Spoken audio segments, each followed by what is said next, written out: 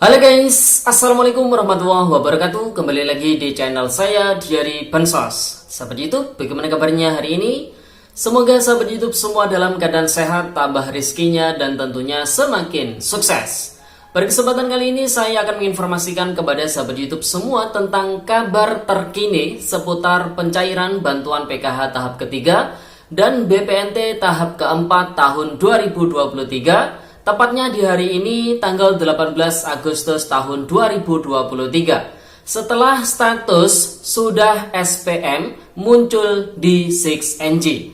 Informasi berikutnya terkait dengan ada dua tugas penting dari Kementerian Sosial Republik Indonesia yang harus segera dilaksanakan. Nah, kira-kira informasi selengkapnya seperti apa? Simak terus videonya. Jangan skip supaya tidak menimbulkan gagal paham dan tentunya salah paham. Bagi yang baru gabung dan baru kenal dengan channel Diary Bansos, saya ucapkan selamat datang dan terima kasih banyak.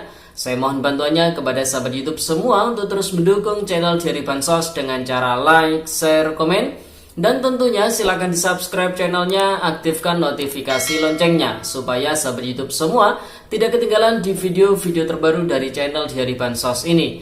Dan silakan di share ke grup-grup media sosial sahabat YouTube semua apabila video kali ini bermanfaat. Oke sahabat YouTube, langsung saja saya akan lanjutkan informasinya tentang kabar terkini seputar pencairan bantuan PKH tahap ketiga dan BPNT tahap keempat tahun 2023. Tepatnya hari ini di tanggal 18 Agustus tahun 2023. Setelah status sudah SPM muncul di 6NG. Kemudian informasi berikutnya terkait dengan ada dua tugas penting dari Kementerian Sosial Republik Indonesia yang harus segera dilaksanakan. Nah, kira-kira informasi selengkapnya seperti apa? Simak terus videonya ya sahabat YouTube. Nah, sahabat YouTube, langsung saja informasi yang pertama terkait dengan kabar terkini seputar pencairan bantuan PKH tahap ketiga dan BPNT tahap keempat.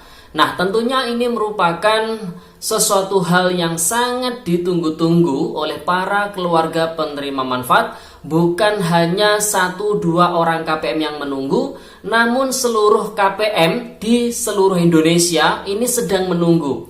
10 juta KPM PKH dan 18,8 juta KPM BPNT sedang menunggu-nunggu bantuan PKH dan BPNT dicairkan oleh Kementerian Sosial Republik Indonesia. Namun para keluarga penerima manfaat harus tetap bersabar karena semuanya membutuhkan proses dan tidak instan tentunya ya sahabat YouTube. Perlu diketahui oleh sahabat YouTube semua, sebenarnya bantuan PKH tahap ketiga ini sudah disalurkan sejak awal bulan Juli tahun 2023, sejak di sekitaran tanggal 4 Juli ya kalau tidak salah, karena waktu itu ada memperingati Hari Keluarga Nasional atau Harganas yang ke-30 yang diadakan di Sumatera Selatan, di daerah Banyuasin, kemudian Palembang dan sekitarnya ya sahabat YouTube. Karena efek kegiatan tersebutlah untuk bantuan PKH tahap ketiga sebagian besar sekitar 260 ribuan KPM ini telah mendapatkan bantuan PKH tahap ketiga di daerah Sumatera Selatan dan sekitarnya. Namun secara nasional untuk daerah-daerah yang lain ini memang masih belum ya sahabat YouTube.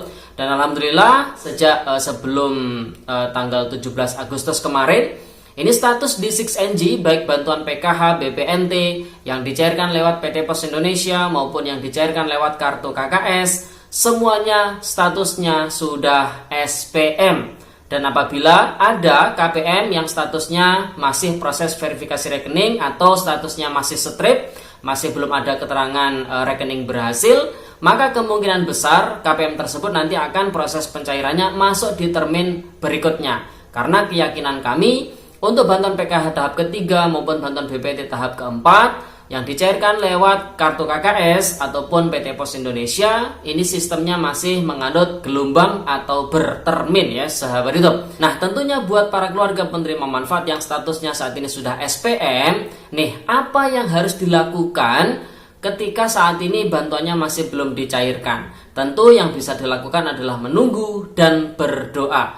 Karena sudah saya jelaskan di video-video sebelumnya bahwasanya setelah status SPM ini muncul di 6NG, Kementerian Sosial Republik Indonesia harus menerbitkan yang namanya SP2D atau surat perintah pencairan dana atau istilahnya data bayar yang berisi nama-nama KPM yang di-SK-kan oleh Kementerian Sosial Republik Indonesia untuk dicairkan di termin yang pertama ya sahabat hidup. Nah, setelah terbit SP2D, kemudian Kemensos menerbitkan lagi yang namanya surat perintah pemindah bukuan rekening dari rekening pemberi bantuan ke rekening para keluarga penerima manfaat. Surat tersebut ditujukan kepada siapa? Yang pertama, kepada pihak perbankan, yang kedua, ke pihak PT Pos Indonesia sesuai daerah-daerah tertentu yang bagiannya misalkan menyalurkan lewat PT Pos Indonesia ya ditujukan ke PT Pos Indonesia. Kalau misalkan daerah tertentu misalkan daerah A dicairkan lewat kartu KKS, maka suratnya ditujukan ke pihak bank penyalur ya sahabat itu. Nah, setelah pihak bank ataupun PT Pos Indonesia menerima surat perintah pemindah bukuan, kemudian sudah menerima juga SP2D, maka tugas dari pihak perbankan ataupun dari pihak PT Pos Indonesia adalah menyalurkannya ya sahabat itu. Nah, tentunya prediksi kita tentu masih sama di bulan Agustus ini akan ada proses penyaluran ya sahabat itu. Ini masih sebatas prediksi, karena apabila prediksi ini benar ya alhamdulillah, kalau misalkan tidak ya jangan dibuat ribut ya sahabat YouTube, karena ini hanya sebatas prediksi saja. Dan yang perlu dipahami oleh sahabat YouTube semua, di channel Diari Bansos tidak ada yang menjanjikan, termasuk kami ini tidak ada yang menjanjikan cair di tanggal sekian secara pasti, itu kita tidak pernah mengatakan. Namun sebatas prediksi kita iya, karena berdasarkan pengalaman pencairan-pencairan sebelumnya. Nah, di pencairan bantuan PKH tahap ketiga tahun 2022, proses penyalurannya ada di bulan Agustus. Maka kita bisa memprediksikan untuk bantuan PKH tahap ketiga di tahun 2023 ini disalurkan di bulan Agustus hingga bulan akhir September tentunya ya sahabat, dan mungkin bahkan di awal bulan Oktober ini juga masih ada proses penyaluran ya sahabat itu. Nah, tentunya buat para keluarga penerima manfaat ini butuh kesabaran, berdoa, positive thinking, tidak perlu hujat sana, tidak perlu hujat sini. Kita menyadari semuanya lagi butuh, mungkin yang memiliki komponen pendidikan untuk memenuhi kebutuhan pendidikannya, yang memiliki komponen kesehatan untuk memenuhi kebutuhan kesehatannya. Namun kembali lagi semuanya membutuhkan proses ya sahabat YouTube. Jadi bisa dipahami, mohon dimaklumi, ini butuh kesabaran dan juga butuh kerjasama dari sahabat YouTube semua, para keluarga penerima manfaat tentunya ya sahabat YouTube. Kemudian informasi berikutnya terkait dengan ada dua tugas penting dari Kementerian Sosial Republik Indonesia yang harus segera dilaksanakan. Nah, dua tugas penting tersebut ditujukan kepada para pendamping sosial PKH, namun tidak semua pendamping sosial kebagian tugas ini. Jadi hanya pendamping-pendamping sosial khusus yang memang nanti bakalan mendapatkan dua tugas penting ini. Dan tugas penting ini dikerjakan melalui akun Six Mobile yang sudah ada ataupun yang sudah didownload oleh masing-masing pendamping sosial. Untuk wilayah kami di Kabupaten Banyuwangi, memang dari koordinator kabupaten meminta agar kita para pendamping sosial mengecek secara berkala melalui akun Six Mobile kami. Nah, dua tugas tersebut apa saja? Yang pertama adalah tugas assessment atau pengecekan UMK. Maksudnya adalah bagi KPM yang terindikasi sebagai tenaga kerja atau karyawan yang memiliki upah atau gaji di atas upah minimum kabupaten atau kota atau disingkat dengan UMK ya sahabat YouTube. Nah, contoh nih, UMK di Kabupaten Banyuwangi itu besarnya adalah Rp2.528.899 per bulannya.